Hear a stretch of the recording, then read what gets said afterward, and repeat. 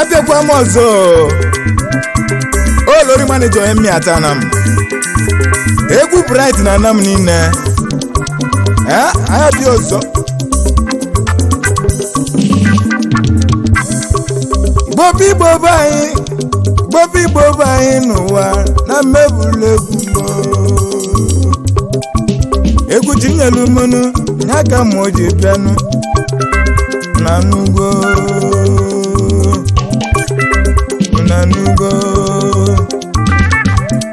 ụgbọanyị ga na-agba n'elu ụwa ụgbọanyị ga na-agba n'ụmụ Igbo ụgbọanyị ga na-agba n'elu ụwa ụgbọanyị ga na-agba n'ụwa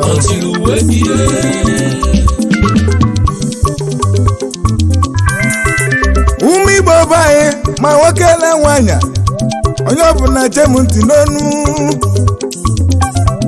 maka na mụ ji okwu bịa kazi ya m ụwa akụ na ntị onye na-azụ ọbịa n'elu ụwa nọ biko gị gbado afịa anya onye na-apịa egwu n'elu ụwa nọ biko gị gbado egwu gị anya onye na-alụ olu ugbo n'elu ụwa nọ biko gị gbado olu gị anya ka onye ji iko ji ka onye ji iko ji ka n'aka mụ na-agwa m Igbo nụ ka onye ji iko ji ka egwu bụrụ eti abịa ọzọ Olori egwu ọ bụ mụ na-egwu onye gbadị ya ọ bụ ị na-azụ ọbịa n'ụwa nụ ị na-atụ ọlụ biko gị gbado ọlụ gị anya ife dị mma ya emelili ọfọm ife dị mma ya emene n'ụwa biko gị gbado ya anya ka onye ji iko ji kaa biko gbado ọlụ gị anya n'ụwa egwu m ka mụ ji kaa agbadolo m anya na n'ugbo n'ụmụ Igbo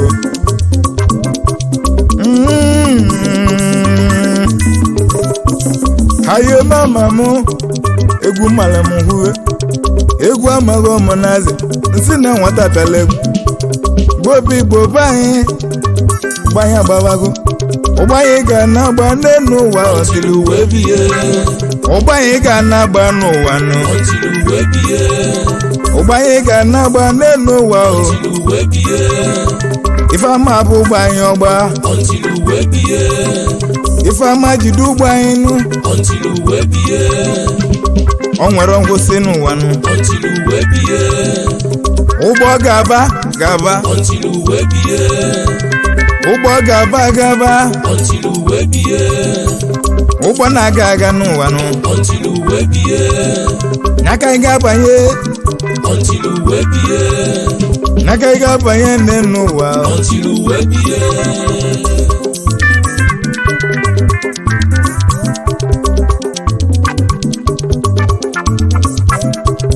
amebula egwu m amụjeke na onye ndị okwu ome ka ị na-akpọ ndị na-ekwu ome ka ị na-akpọ Chiefs Nnalo Lingwasi onye mụta na m nwanne m Ezani daalụ Ezani nwanne m Nwachimeleze gaba n'iru n'ụwa Nwachimeleze daalụ ịpakịla ọfụma ndị nweliwe ka ị na-ekwu dị n'ụwa ndị nweliwe ka ị na-ekwu Ezani nwanne m meke na-eyi Nwachimeleze ọbụlụ ịpakịla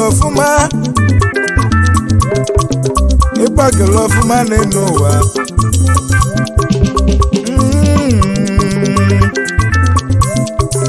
ọwa gị si m kele bibe m obi ọra anwụnta na-esolu mma odogwu na subaba ọgwani ndị pakịlị ọfụma ka anyị na-ekwu ndị pakịlị ọfụma na-enu ụwa ka egwu na-akpọ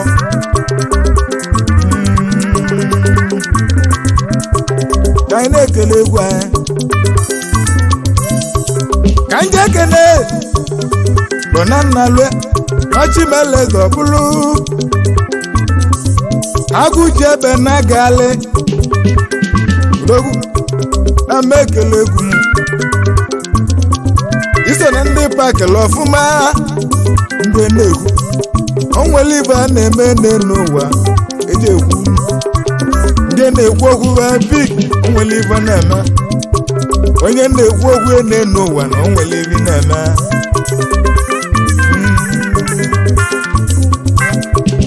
amebula egwu m ka njeke na ohe tukwu ụka ilegbu na manejara ama ekele egwu m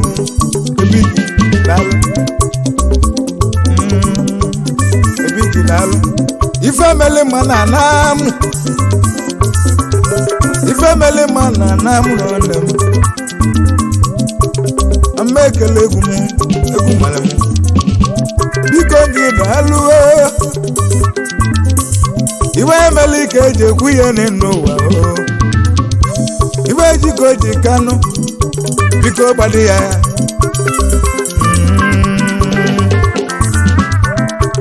ka nje ekele onye ọma tukwu n'nso nwa asa aka na mogodalụ n'ụwa iso na ndị pakịlị ọfụma ama ekele egwu bụrụ eji na-akpọ gị ọmụ egwu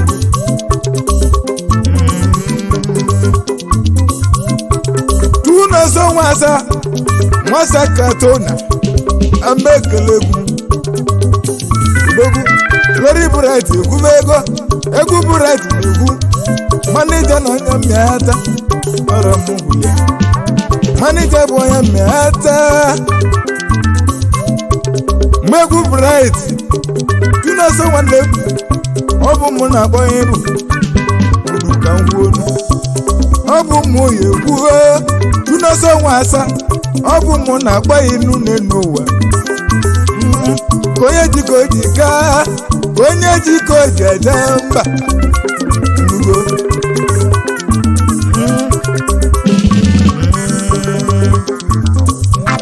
ụgbanye na ọ ga-anagba n'ụwa ụgbanye ga-anagba mmụ igbo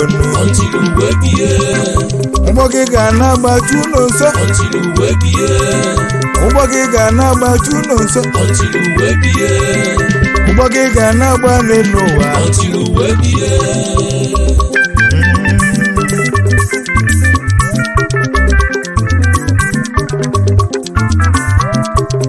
emebula egwu m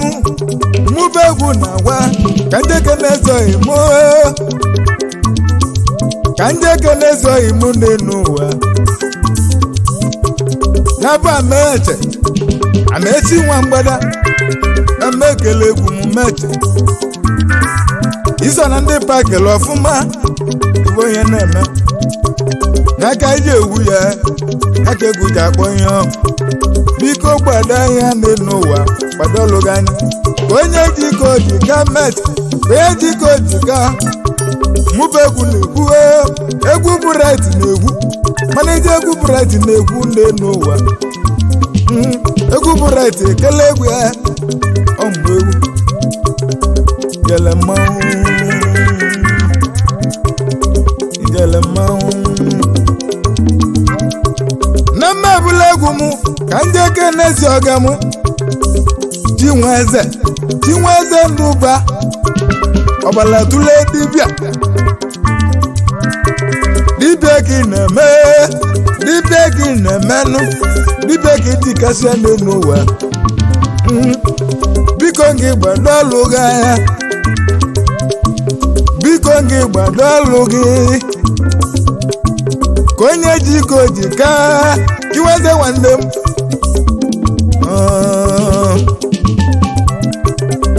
papachi n'olu m ọgụ chiweze nwanne m diga nụsịgo ọgụ diga nụgo ọlụ gị nyaba aba nwaye papachi nụ ọbala tule na mme ekele egwu m yi emegwele mmanwụ ya ọbala tule chiweze nwanne m jide ka iji aga onye si jide ka oji ya mali na oji mma na-enu ụwa iwe emeli ka iji ekwu anya ọ bụ biko gbado olu gị anya n'ụwa nụ ka ọ dịba anyị ekele egwu mgbe egwu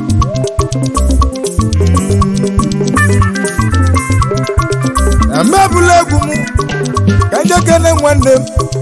m ukwu keluo ọbala tule dibịa papa chikanso nyabụwu Samson ọ na-azagwu ọbala tule dibịa ebiki biko nwelu ndị biko gị nwetu ndị ibe dọkwu na ọ ga-ajụ n'oyi ị ga-agafe biko jide ka iji onye si ji ego ji na mali na oji mma ọbala tule dibịa ihe emewela egwu ibe mụba egwu na mkpọtụ tata bụ 27 na June n'aka ndị abịa oke egwu m n'ụwa ọgwa ni 27 ime June n'aka m ji eti oke egwu biko gị gbadalụ gị anya n'ụwa ibe dị ọkụ na ọya jụ n'oyi ọbala tule biko pịalụ m ya ọbala tule dibịa nọzikwa ya na mmebụla egwu m ka ndị ekele nwanne m ọfọma gaisis onye Onyemmiata n'ime mụdaze ka osi eje n'ime mmiata na mụ odogwu na-eli ego ududalụ ibe emeli ka eji ekwu anya ọ bụ ga-emegwele mmanwụ ya gaisis nwanne m kemgbe sitila egwu m ikere oge meli mmanwụ iwe mana ihe emelili jele mmanwụ mgbe ekele egwu gasisi ka anyị daalụ aka na-eme ọgụ demme mma ebula egwu m egwu bụ reti Olori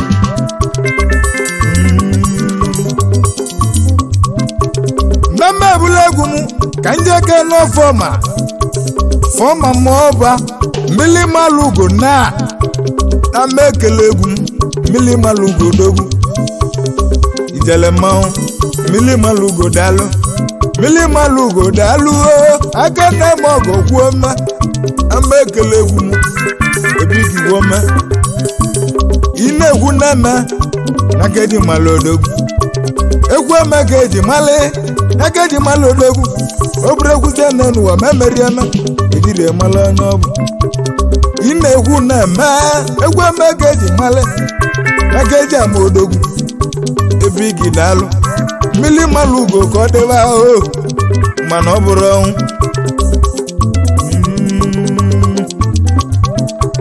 ka ndị ekele elu nya bụ chunu nso atụ egwu na anamụ n'ime Onyemmiata obele nwa ka ọ bụ abụ mana ọ na-emesiri ike obele nwa ka ọ bụ abụ n'elu ụwa mana ọ na-emesiri ike chunu nso atụ egwu nwa mama biko gị kelelu m Elembe City ọdịnaka jana mgbe ekene Elembe City odogwu nwachimeleze ọbụlụ n'elu ụwa Elembe City ya bụkwa mmanwụ anya n'ime wuli odogwu Elembe nwere oge odogwu Onyemmiata na m odogwu aka na m ọgọ gaba n'iru tụno nso nyasị m ụmụ kene ihe n'elu ụwa daalụ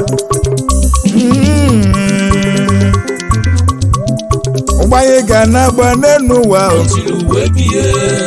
ụgbanye ga na-agba mma Igbo bobi Igbo be anyị ụgbanye ga na-agba nụ ma ma nwoke ma nwanyị ahụ ụgbọ anyị ga na-agba n'ụwa ido ọ dị a mmadụ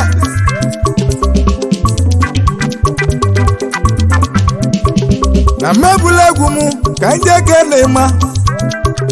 ịma nwa bụ eze ya bụ imoni mmekwu ego na mmịata nwanne chudekwu n'elu ụwa odogwu na-aga na kenele m chudekwu ya bụ ezi nwanne gị nke hụrụ n'anya ya bụ ezi nwanne gị nke hụrụ n'anya gị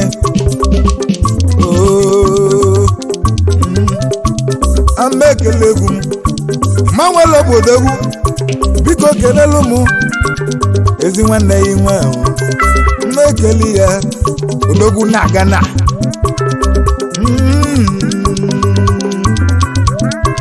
na mmabụla egwu m ka ndị oke nọ ya ọgbasi bigi odogwu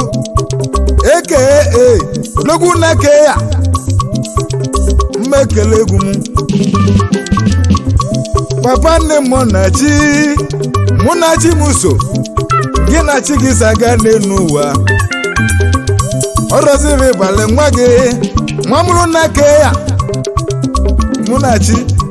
nwa mụrụ na-eke ya gị na chi gị na chi gị so kenele m gị na chi obele nwa mụrụ na-eke ya mụ na chi so ịmụlịa na-eke ya ọgbasike mụ na chi so gị na chi gị so ọgbasi nwere obu daalụ nwachimeleze ọbụlụ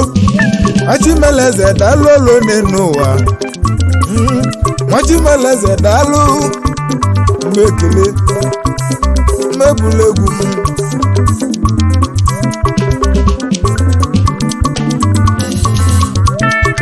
na mmebula egwu m ka njege n'ikechu wokongwo Breeze money daalụ ikuku ego ka ị na-aza ihe kwụsịwa mmanwụ egwu bụ right ọ bụ mmegwu bụ right na-egwu ikechukwu ọkọngwọ Breeze money ọkọngwọ nwe nye ọrọzi nna mụrụ odogwu na-emesiri ike ihe abụlila eze Breeze money ihe bokwa ma eze big daalụ Breeze money ihe bokwa ma eze mmadụ na-eme ya biko bụ onumeze Breeze nwanne m nwachimeleze ọbụlụ odogwu na-abịa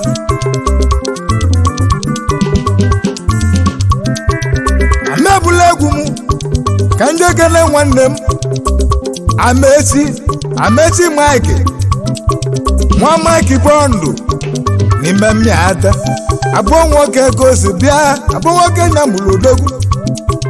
nwa Mike nwanne m papa Chibeze nwanne m na mba ekele egwu m papa Chibeze mekele egwu m neba meti nwanne m biko gị kenelu m Friday nwanne nke aka gị nya bụ mọmọnị odogwu tiana mgbe ekene olori egwu bureti na-egwu ole n'ụwa na mmekele egwu m meje nwachimeleze ọbụlụ meje nwanne m nwachimeleze ọbụlụ nwachimeleze na okolobịa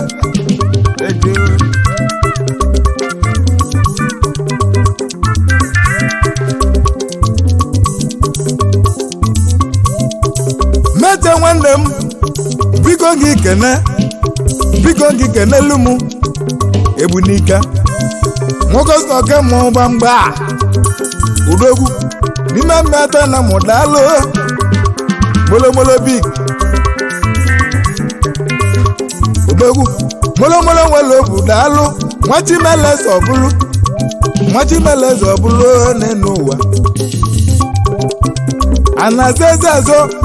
bagibele n'ụwa molomolo ịmalị nọ ya dị mma ka nna ajụ ịmalị nọ ya dị mma landlord na Delta molomolo big landlord na Delta odogwuo ọmụma ekene biko kenelu m n'ụwa nụ kenelu m kendo nwanne agbara n'odogwu mere m ngana mana o nwere ka o si adị